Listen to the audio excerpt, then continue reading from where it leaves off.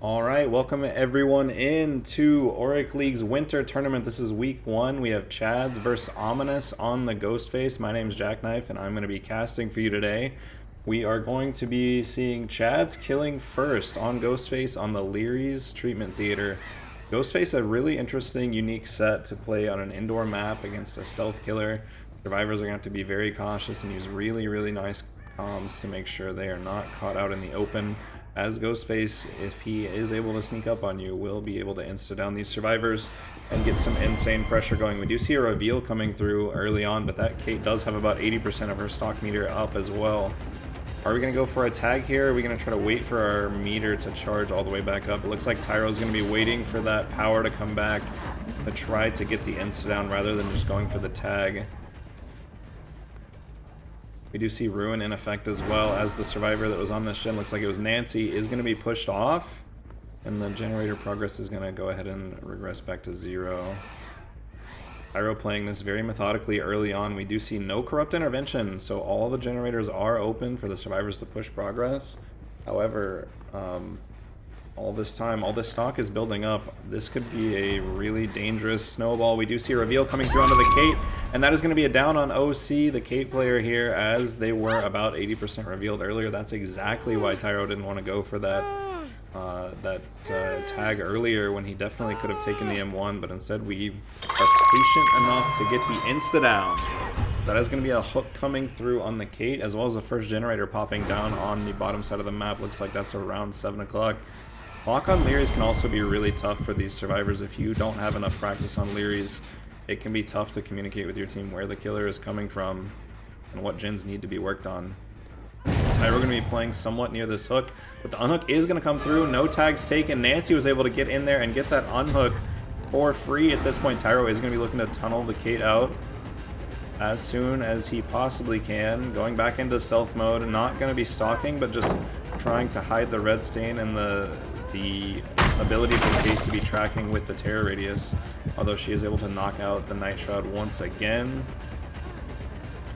And we see a good amount of stock. A really nice firecracker from Kate as well is going to blind the killer and delay this for a little bit. Swinging through that pallet is going to get the hit to land. Kate going back down again. We do see a good amount of stock has already come through. Nancy being a little bit over half, and Tap as well, about a third of that stock.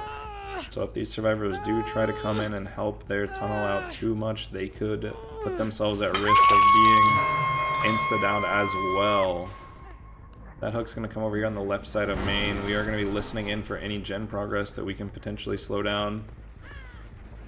Some progress over here at this is like 4 o'clock.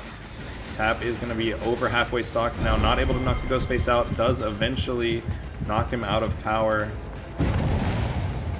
Ghostface not going to commit to this chase, going to just take the stock and immediately go back to the unhook. Not a lot of reset perks allowed in the Ghostface set, as he is just an M1 killer. We do see a second generator popping and also down on the bottom side of the map. Survivors content just trying to keep chase up here on the top side around this main TV room and working these gens on the bottom side. We see a third generator pop on the bottom side of the map. At this point, the survivors are going to want to take chase back down to that bottom side of the map. There's only one generator left down there on that half of the map at all. We've seen Nancy mostly stocked, but is able to knock Ghostface out before he's able to actually expose her with his power. We know the Kate is going to be rotating back down to the bottom side of the map here. Tyro seems to be aware of that as well and is trying to cut her off anywhere he can. Trying to find a reset. We do see some scratch marks over here at 2. We find the tap again is just going to knock the Ghostface out of his power before he's able to get any significant stock. Tyro says, enough of this, I'm just going to start taking my tags at this point. We do see Sloppy Butcher in effect as well. That will slow down their ability to immediately reset and come back and be pressuring this generator setup. Pressuring gens on Learys while injured against a Ghostface is really dangerous, as he can sneak up and really close the distance on you really early. Nancy knocking him out of power again. That is going to reset the stock meter on the Nancy and the Tap, but they are going to be injured now and running immediately back to this bottom side of the map around Library, where they can potentially get a reset before they go back to pressure the gens. Tyro going to commit to this chase for now, but he doesn't have too long that he can actually stick on this Nancy before these generators on the top side of the map are going to start popping. Base going to be taken down here towards 6, and Nancy is going to have a God Pallet in that area. Tyro knows that that is one of the safer areas of the map. One of the safest rooms is going to go ahead and leave that chase.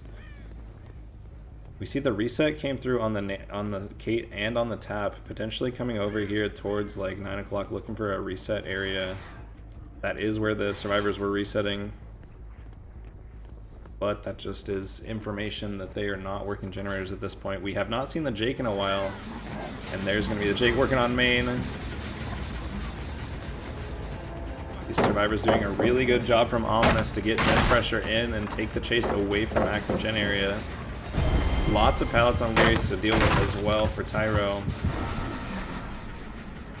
Trying to get some stock in here and let his Ruin go ahead and keep regressing these gens that have progress here on the top side. This 3-gen in the top left corner is pretty tight as well. If he is able to actually get some downs, some hits, and some injuries and some pressure here, we could hold this 3-gen for a good amount of time. But this main gen has so much progress that I think it's going to be really, really tough. These survivors are communicating really well and taking their distance when they need to.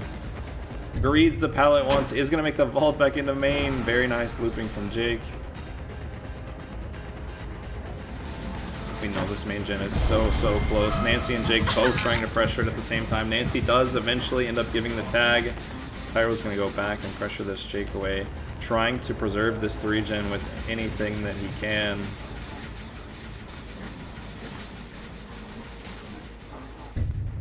If this main generator does get done, the 3-gen will very much so be broken. Gonna try to get a bit of a sneaky angle from the top of the main tower here. Is not going to sneak up on the tap. Soma is very aware of what's going on, is going to greed this pallet once and eventually throw it. Will take the tag for that. Tyro getting lots of tags in on the survivors here, but is not able to commit away from this main generator just because it has so much progress. He's gonna have to keep defending this gen and letting it regress with Ruin as well. Survivors playing this very smart, not letting their stock get built up as well, making sure they're revealing the ghost face any chance they get, not even getting too close to the generator at that point. Nice blind comes through, getting the Jake even more distance, but his stock is slowly building up. He's over 70% stock at this point. Nancy gonna make sure she waits before she goes around the corner to knock the ghost face out of power once again. Just making it an absolute chore for Tyro to get any stock in on their team. Tyro using the box here to get some stock on the Nancy. She is nearly 99% revealed, and Tyro gonna have to leave that as well. You saw Nancy try to run back towards the ghost face, trying to get to a place where his power could actually be removed. I know it's a bit tricky sometimes when you're playing against a ghost face, you're looking at him, he's in power, you know he's stalking you, but you can't knock him out of power. Sometimes the best thing to do is actually run towards the killer, but not able to knock him out before she gets mostly revealed here. I think that's going to be an exposed on the Nancy. She's going to have to play this really, really carefully. Not the safest pallet is going to go down. Tyro's going to break this pallet. I'm worried about that main generator, though. It was so close to being done.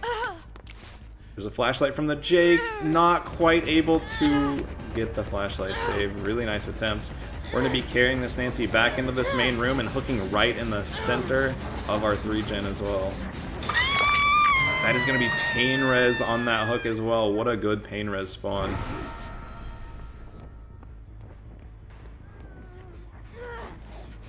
That is really, really convenient for Tyro to have a pain res right here in the TV room in the middle of this 3-gen. Nancy on the hook is able to knock the killer out of his Night Shroud, and he is playing this 3-gen very, very well. We see his Ruin Totem as well is in the 3-gen over there at 11 next to the gate. I wonder if the survivors are going to end up looking for this Ruin to try to force the killer into a situation where he actually has to kick the generators and start progressing towards that maximum number of gen regression events so that they can eventually break this 3-gen.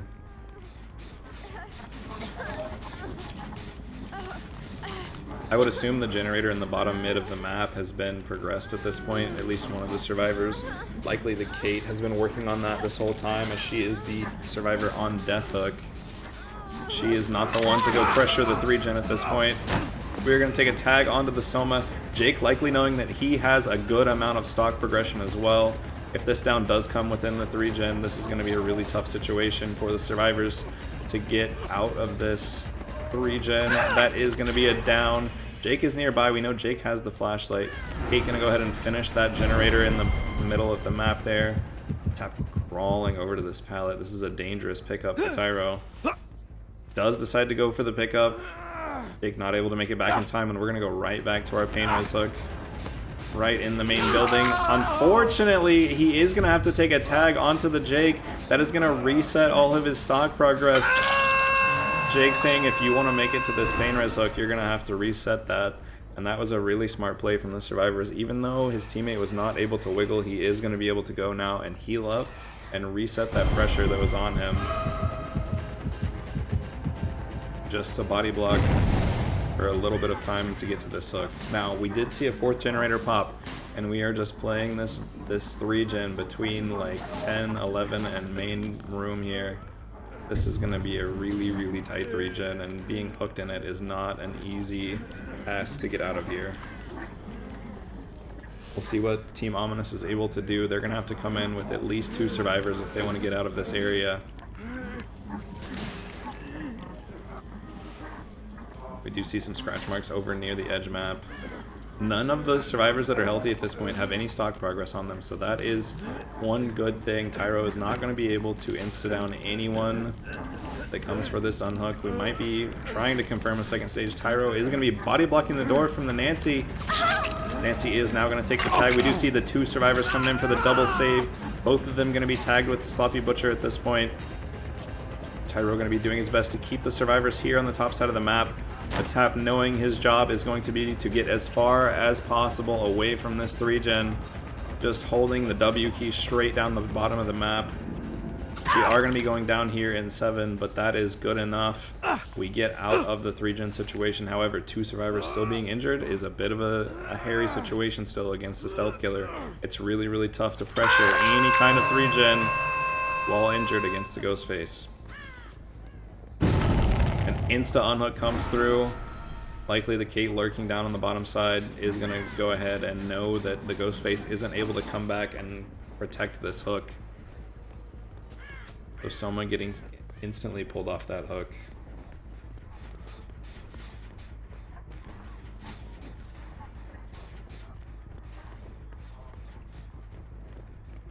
We do have now Tap and Kate both on Death Hook at this point. They're going to have to be super careful.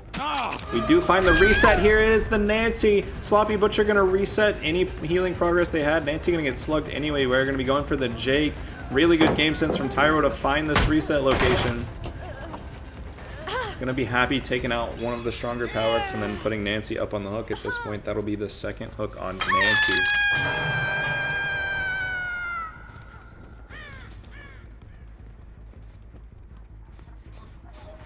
At this point, Jake being the only survivor that has not been hooked.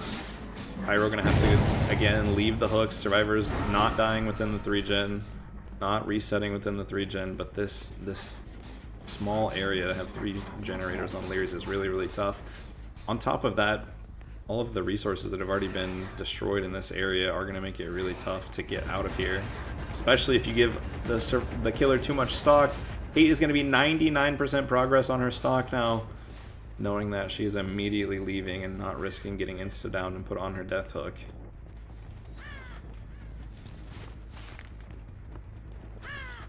Pyro slowly but surely building up the pressure here, defending his gens. He is going to have to venture out a little bit to try to find a tag on somebody. That is going to be the expose and the down on Kate.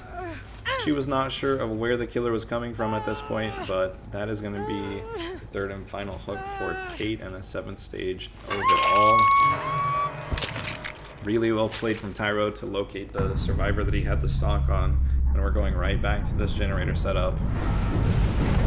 We do eventually see the Ruin get cleansed, and we hear the generator actually up at 11 had a good amount of progress as well. Everyone needs to be careful with how long this chase lasts. but he's not too far away from his generator setup at this point. Just staying crouched and trying to get little by little stock build up at this point. Tap is going to be 90% stocked.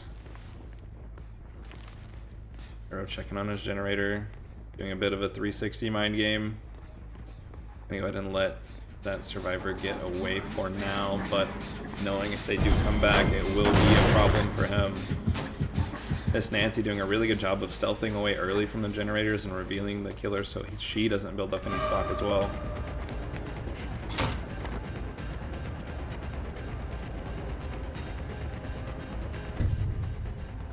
And we're going straight back to that generator setup again.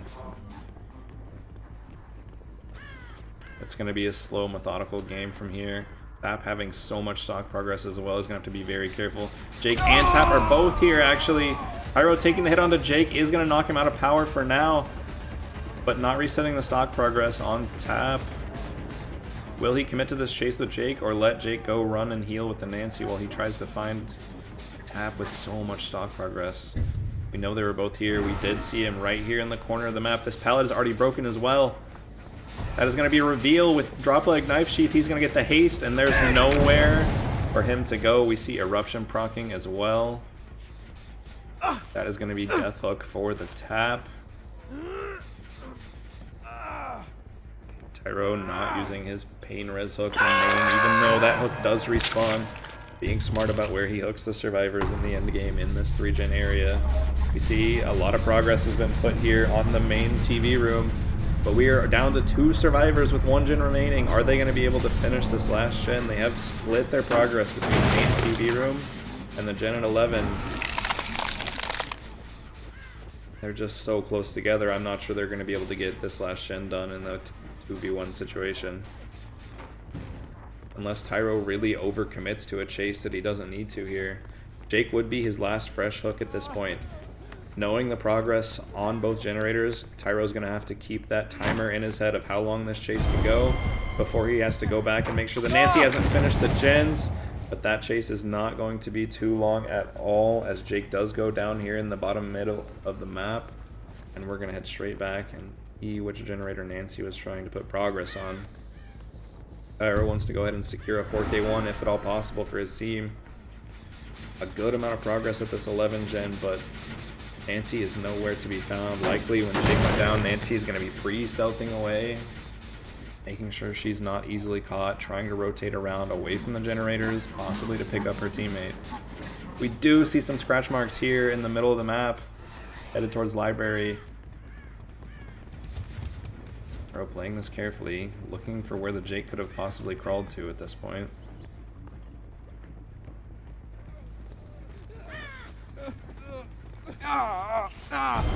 Ghostface is going to go ahead and collect his fresh hook on the Jake. He did see where the Nancy was, but she is likely going to have to be stealthing once again. This is the first hook for the Jake. That is going to be a pain res hook as well. Tyro deciding he's going to go ahead and take his last gen regression event from pain res, collect his 4th fresh hook. And now Nancy instantly pulls Jake off the hook. Actually, really nice stealth from Nancy to get in there without being heard or seen. We do have a God pallet here at 8. Tyro's going to have to deal with a couple of these. We also hear the Olsen's Wallet add-on kicking in as soon as that pallet gets broken. The stealth mode does come back. You see a lot of survivors sometimes when they're healthy against a Ghostface greed pallets. And it's because if Ghostface gets knocked out of power, a lot of Ghostface in the comp scene do run this Olsen's Wallet add-on. They get their power back as soon as they break a pallet. So sometimes when you're healthy and you drop a pallet, what you're actually doing is allowing the killer to insta-down you rather than forcing them to M1 you once, reset that stock, or wait even longer for their power to come back. We do find the reset location here at 7. Jake is going to go down once again, and Nancy is already injured, greeting this pallet once, but is going to go down. Tyro, very well played, very good game sense to locate these survivors, their reset location. That is going to secure the 4K1 for Team Chads. Very impressive game sense, like I said, and just playing that slow and methodical as he needed to. He built up his stock. He didn't get too aggressive and overcommit to any chases, and he is going to go ahead and secure the 4K on Ghostface Leary's. That was very well played from Tyro. We will head to a short intermission, come back with Ominous on the killer, and see what result they are able to pull out against Chad's survivors.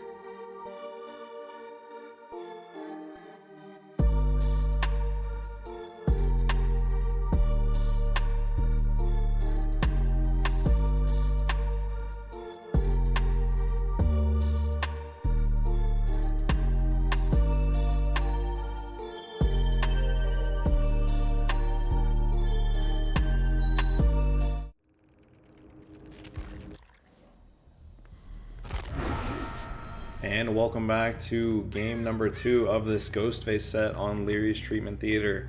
We are now going to have Team Ominous on the killer against the survivors from Team Chad's. Team Chad's killer was able to secure a 4K with 1 gen remaining, so that is going to be the tie condition for this match.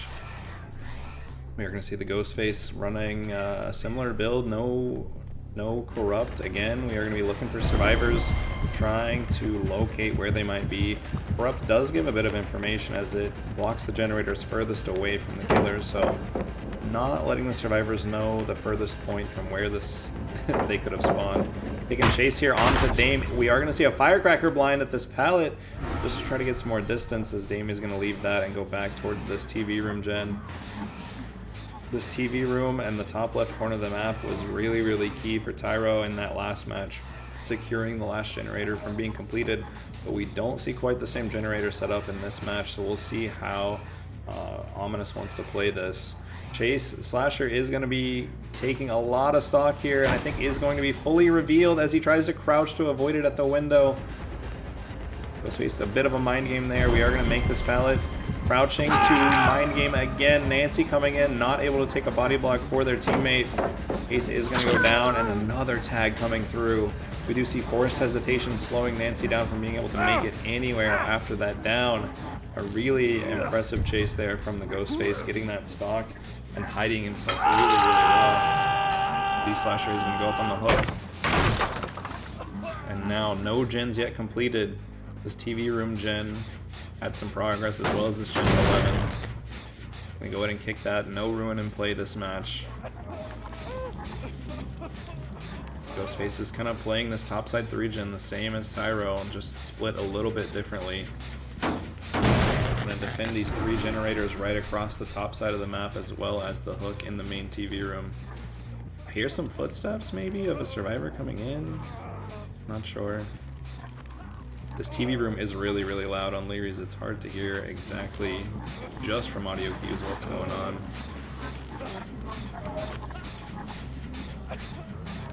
Ghostface is going to be defending this hook. As early as that hook down did come through, the survivor team can do nothing besides rank those generators on the bottom side of the map at this point. I'm sure the Ace letting the team know that the killer is in the TV room on his hook. We need to get gen progress, team. We'll see how long before the first generators start to pop as the hook gets closer and closer to going to second stage and being a potential early tunnel out for the Ghostface. There's the second stage coming through.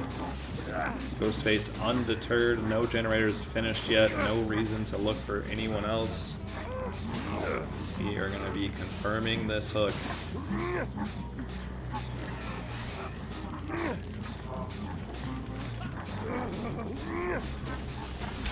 Ghostface giving us a really interesting POV of this chair on Leary's Memorial Theater.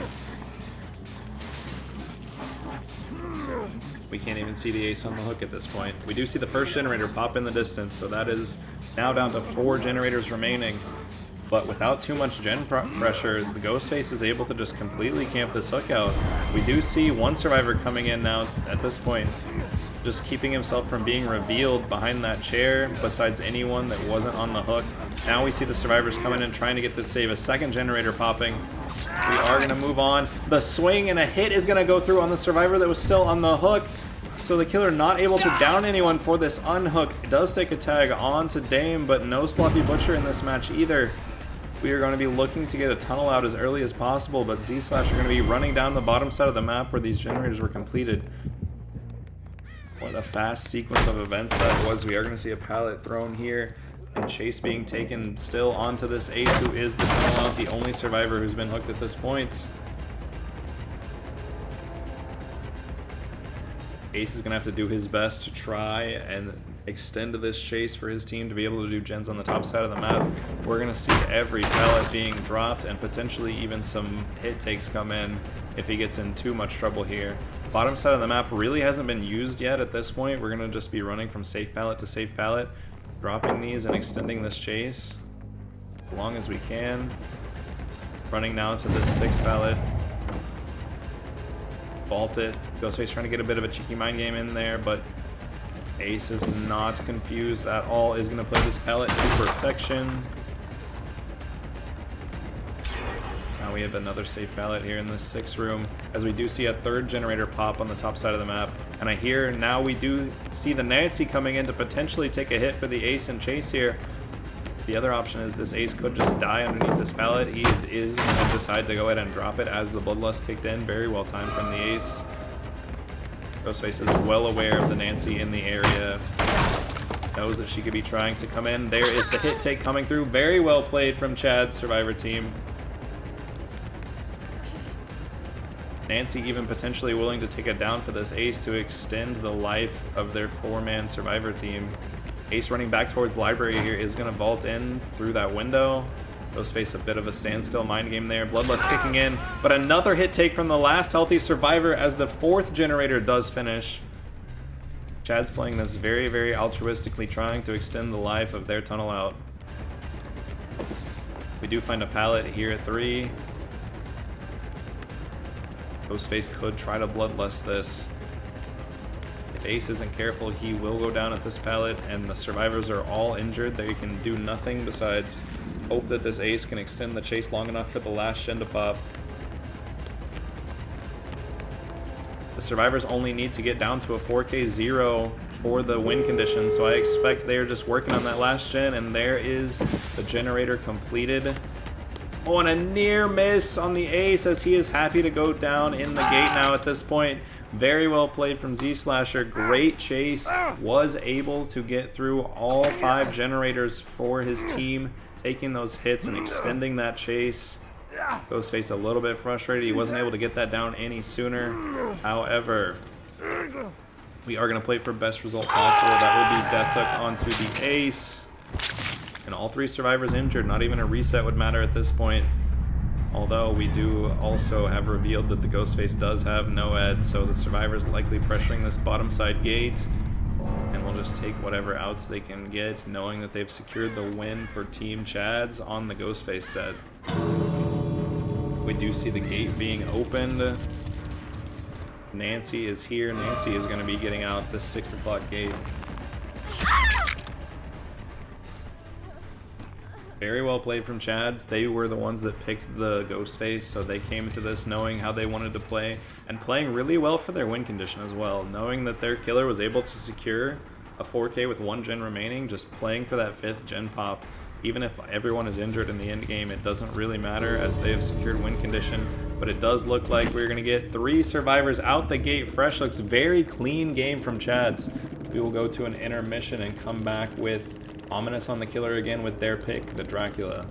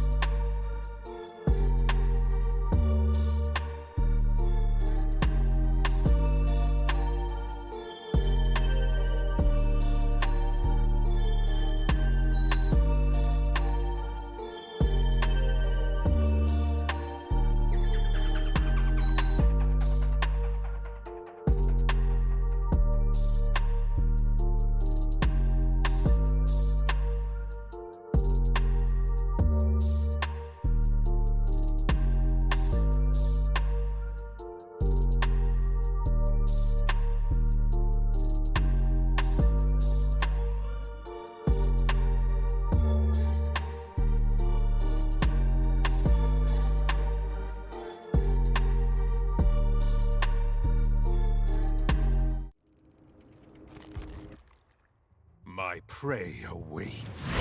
Alright, welcome back everyone to Auric League's Winter Tournament. My name is Jackknife, and we are watching Team Ominous on the Dark Lord against Chad's Survivor team. Chad's Survivors were able to successfully out the Ghostface in their last match, and they're going to be looking for a similar result now as they do have to play Survivor first against the Dark Lord. We've seen some really varying results from Dracula so far since he's been balanced for comp DBD. I'll be really interested to see what the results do look like on maps such as Wrecker's Yard that so many other killers also play on. We are going to be taking chase here at 11 onto Carvey. Carvey dropping the Firecracker, not quite able to get the blind. Is going to be M1 for that in the wolf form. Taking chase over here towards 9 while the survivors try to rotate to the other side of the map. Trying to find any safety he can here on the edge map. Very patient with the pallet, is not going to drop it early. Playing the opposite side of this tile as well.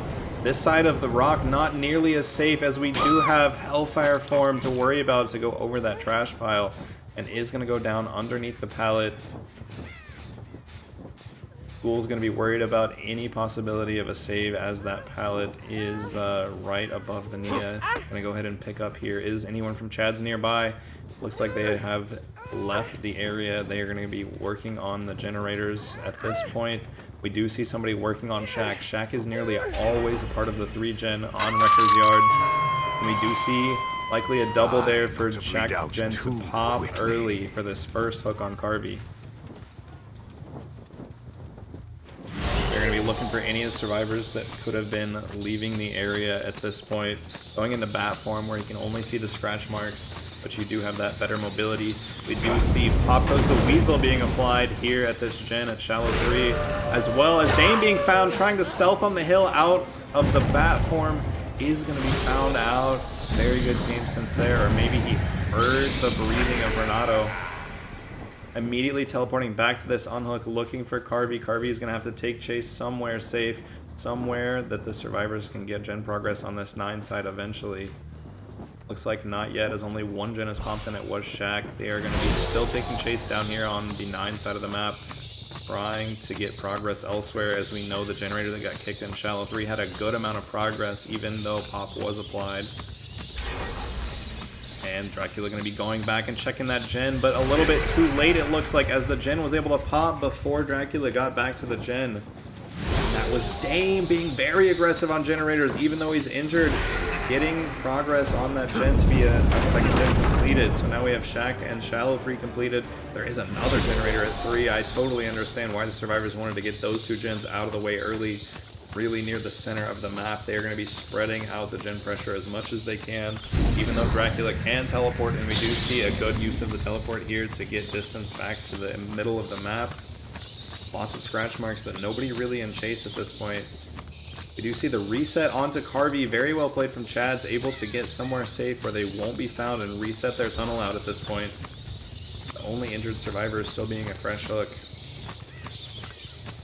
We are flying around the map, listening in for gen progress. We finally hear some progress here at 10. A little bit of progress here at 9 as well.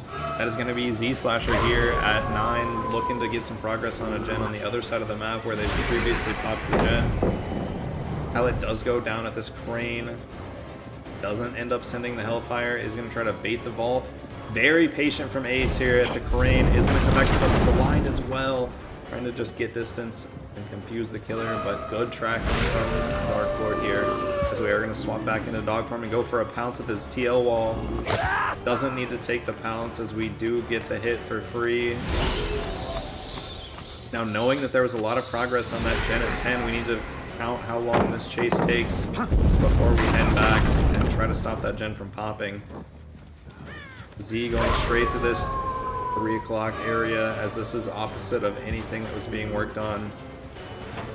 Very good spot for the survivors to be in. Even if they do end up going down here, it's really nothing that the killer can defend. There's only one generator left in this area at all. Does drop the pallet at 3, but it is going to be broken immediately by the second dog pounce. Z-Slasher just happy to loop as long as he possibly can in this tile without having to get away. He's going to go down here and loop it up on the hook, but a lot of progress was likely made on that 9 side, or on the 9 side of the map. When we go into bat form and immediately leave this area, we cannot camp this hook at this point. It is on the wrong side of the map for Dracula. Good amount of progress here at 10. I did hear a gen pop. Was that 9? That was the 9 gen that had a progress earlier. That chase was just long enough from Ace to be able to pop that gen. Ominous likely extended just a little bit too far. They did secure a hook and a down for it, so it wasn't for nothing, but if they could have ended that chase a little bit sooner, we could have potentially maintained the generator setup over here on the left side of the map. Very patient with the Hellfire, is going to get a hit there onto Rain, and then just going into bat form, not even worried about breaking this pallet at this point, is going to play a bit of a 50-50. Potentially a Lithe coming through there, vaulting that pallet that was dropped to make it back to Shack area. Dracula using the Lapis Lazuli to teleport into Shack window, but pallet is going to be dropped. Rain going to be trying to take chase back towards 3 again. We see Ace playing peekaboo behind the tree. Is going to get bit there, but Killer seems not too interested in getting a tunnel out at this point. We are going to be collecting our fresh hooks onto 8 Dwight. If we can get this down, the 4th generator does pop in the distance as well. 3 gen being completely broken. Harvey trying to protect his teammates at this point with 1 gen remaining. Potentially Chad's trying to let one of the survivors who has already been hooked go down for the Dwight. Unfortunately, Dwight is going to be down, and Carvey's still in the area while injured. This pallet's already been broken. That is Eruption proccing. We see the survivor's aura in the distance coming in. Dame trying to stealth nearby. Does he know that the Eruption aura has him revealed? We are going to see him peeking his head out there. This pallet's still down though, so a bit of a safe area to be lurking by for a potential Firecracker save. Dark Lord does have 2 survivors down now, trying to build up this pressure and prevent the last gen from popping. 2 survivors slugged and 2 injured at this point. And it's really, really tough to get a pickup on the slug against the Dark Lord as well, because all they have to do is pop their Hellfire and they can hit both survivors at the same time. We're going to go ahead and hook over here next to the Nia that was slugged on the ground. That is going to be Harvey. We'll see if they want to go ahead and pick Harvey as well. We are going to pick up the Nia. That will be the 2nd hook coming for Nia. And these hooks are actually really, really close to each other. If the survivors don't have too much gen progress, this could be really dangerous for them. They need to be working that gen. Oh, actually, that gen's not even that far away. These hooks are kind of in the middle of the last 3 gens that are left. Not too bad of a 3 gen setup, but not the best place for these hooks to come through if you are Team Chads.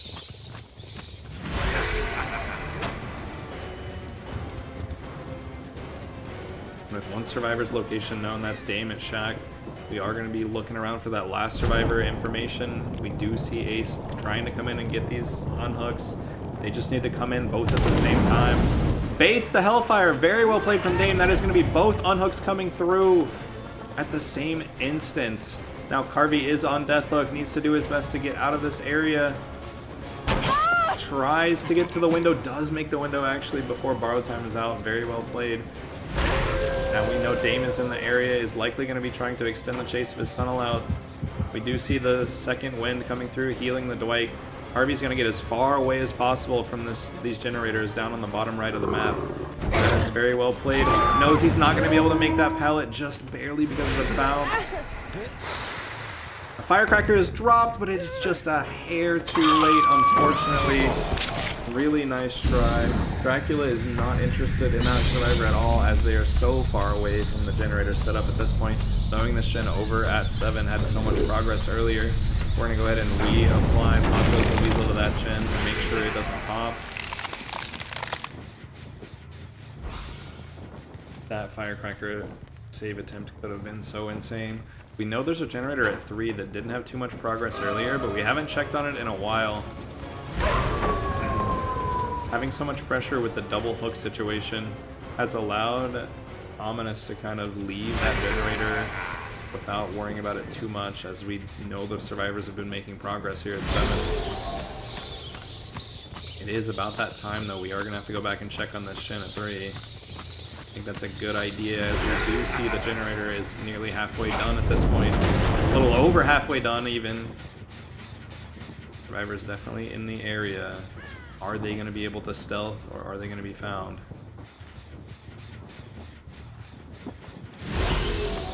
Stealth, such an important skill in comp PBD as well.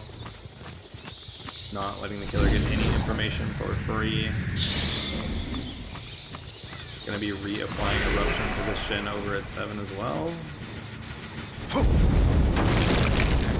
And now that we have Eruption applied, Chad's doing a really good job of applying pressure to the 2 generators that are furthest apart from these last 3 generators.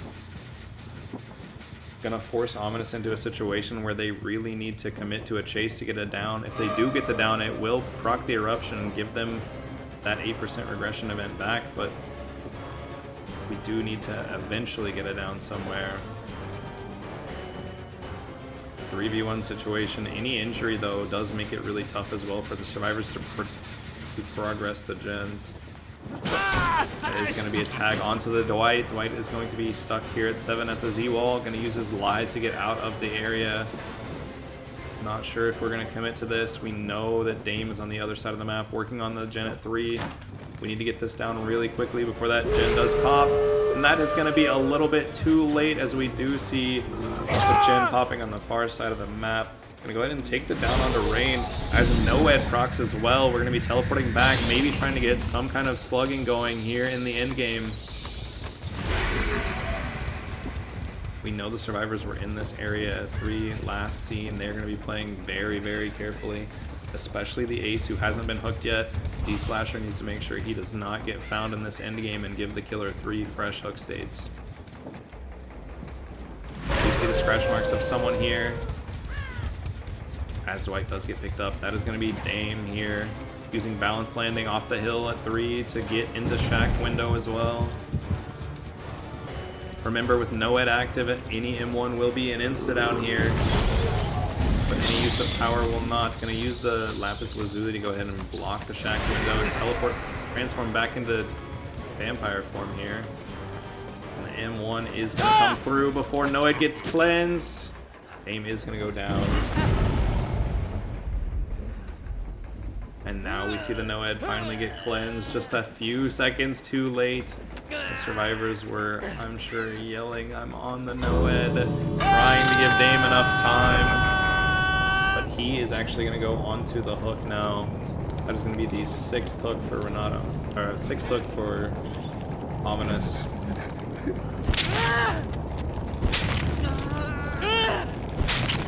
A total of 8 hook stages for this team. Very well played. That'll be 2 survivors gone and 2 escaping with 1 hook each. Very well played. We will see if Chad's killer can match the result of a 2K 8 stage.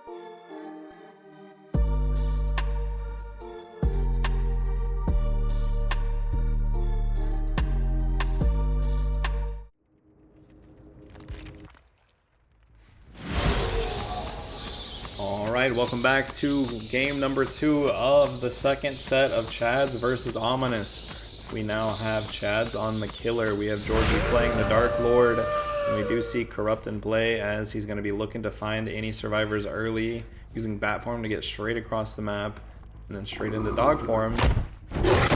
Barely hitting the edge of that wall, unfortunately, is not going to be able to get anything from that pounce. Very quick transform back into Bat Form to close the distance on the Lara Croft.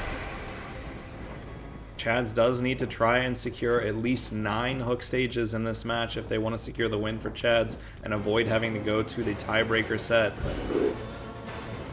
Ominous going to be trying to escape with 9 stages or less and force the tiebreaker, which will be Plague.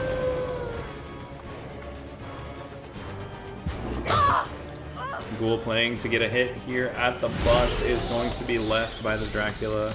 Potentially? Nope, we're going to use our teleport actually to block the window. Bit of a mind game there, fooled me as well. The pounce is going to miss, and then using the fire barrel isn't going to land the second hit as well. That window is going to be blocked unfortunately though, and I don't think there's much safety here, especially for the Hellfire. Really nice dodge though from Ghoul. He is going to end up going down under this bus pallet. Not sure if any other survivors in the area. Georgie going to go ahead and get the pick up and put the survivor on the hook. We do see the first generator popping right around the time of the first hook coming through. Very similar to the way Chads was playing on Survivor. We did go ahead and double the shack generator to get that out of the way. We do see a pallet being broken there at 5, but no real commitment to chase as we have another generator that has so much progress up here at 1. That was the tap working on this shin.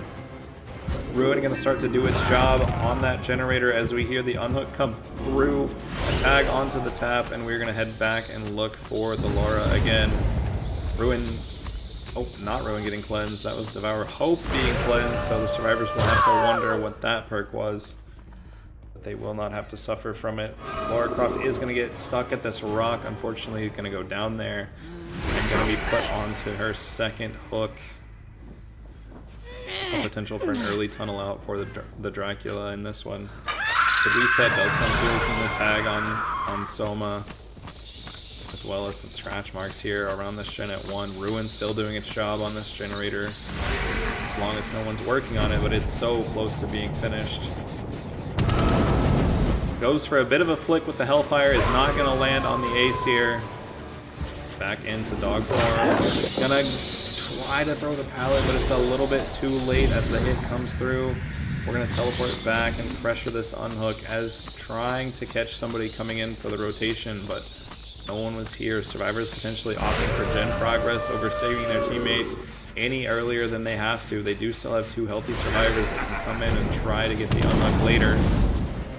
70 seconds on the hook is just such a long period of time. We do see Bat Form going to be used, and we are potentially going to be securing a kill here. Although no, it looks like Tap was able to come in and get the hook. Georgie extending just a little bit too far to defend this hook as well. Not interested in a hit on the Tap at this point, although the body block coming through. Going to try to use the Hellfire. Yeah, that's going to be enough to get the body block out of the way as the killer can just hit through both survivors. Second generator does finish, but we are going to be headed into the 3v1 now. Firecracker goes down, but Georgie hears it and is able to look away in time. That is going to be a death at 3 gens remaining. Nearly 2 gens remaining though. This is a really, really close match still. Unholy gonna get hit there near this 6th gen that had so much progress. Georgie looking around for where Dwight could have ran at this point. It looks like the generator at 1 was the one that popped. That was the second generator done. So the generator at 6, really the only one that we know has a lot of progress. So we're going to check on this 12 gen. As well as this 10 gen has a little bit of progress, but nothing too scary for the killer. Yeah, the survivors are going to be really trying to get the 6 gen, especially with Ruin active. They don't want Ruin to sit up for too long and eat all the progress on this gen. But now Unholy in a bit of a tough situation as he's trying to finish this gen while injured. His 2 teammates are healthy, but they are not near this generator. And going down next to this gen would eat so much progress away. Unholy needs to do his best to get out of this area. We are going to be using this pallet next to Shack, trying to bait the Hellfire. Some crazy movement is not going to be enough. Now Georgie has the option to go ahead and throw Unholy up on the hook right next to this gen at 6. That had so much progress. And no real reason to leave this area either. We can camp this hook and the gen at the same time. It is going to regress quite a bit. The unhook comes through instantly on the Dwight. Really well played. Not letting the killer camp this as soon as they left the area. We'll see if that was a bit of a mistake from the killer, if they could have potentially secured that 6 gen as well. I think if they did secure the 6 gen, then this 10 gen was going to pop, but that 6 gen is definitely in a better area for the killer to defend, I think. I don't know, the gen spread's a bit even on both sides. We'll see how it plays out though. We are going to go ahead and get Tap up on his first hook now. We are already at 5 hook stages.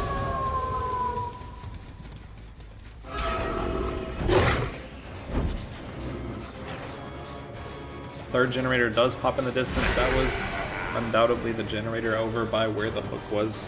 Remember, 8 stages is the tie condition for this game. Chads needs to secure 9 hooks if they want to go ahead and take the set and the match. Taking the chase on to Clownfish here as Ace has not been hooked yet at all. Using the bat form, trying to get some kind of mind game in, but just Ace leaving back to this 3-side tile. Ace can be hopping in the lock as well. Is the survivor nearby for a potential firecracker, or are we just avoiding slug at this point? Potentially just avoiding the slug. Ace is going to go up on his first hook. 6 hooks in total, 2 more hooks to meet the tie condition, 3 hooks to win. With 2 gens still remaining, it's going to be really tough. Ominous is going to have to play this end game very, very well if they want to get out through the gate with 2 gens left, although there's a lot of progress here at 10. Georgie looking around trying to find the survivor that could have been working here. Ruin's still active, again eating away any gen progress. Ruin's so dangerous in the 3v1. We do see some crows landing here around 8 and some scratch marks, signs of survivors in the area. Someone is going to get found and M1, that is the injury onto the Tap. I believe all 3 of these survivors have been hooked once at this point, worth the last 2 stages for the tie condition.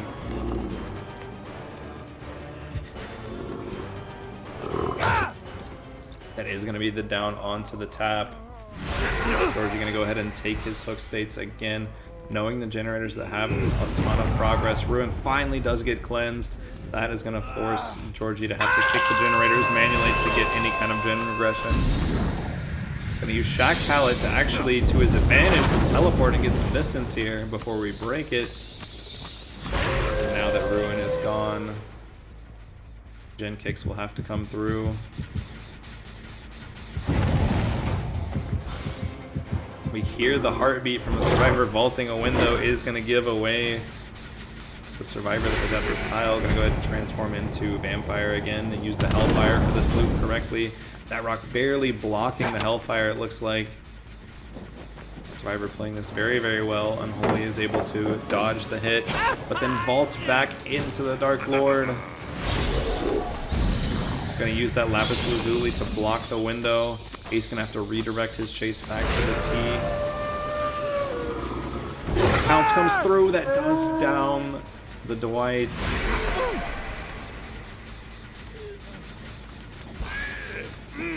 This will be 2nd hook for Dwight and an 8th hook overall, meeting the tie condition, meaning Georgie only needs to secure 1 more hook state. And Chads will go ahead and take this win today. With 2 gens remaining, I think there's a good chance of that happening, even if he just camps Unholy out on hook here. Going for the aggressive play, going to secure the best result possible. We go ahead and down the tap, and now Ace being the only one left alive, as well as tap going down really kind of close to this hook, is going to be really tough for the survivors to get in there. We do see a crow landing over in 2 as well.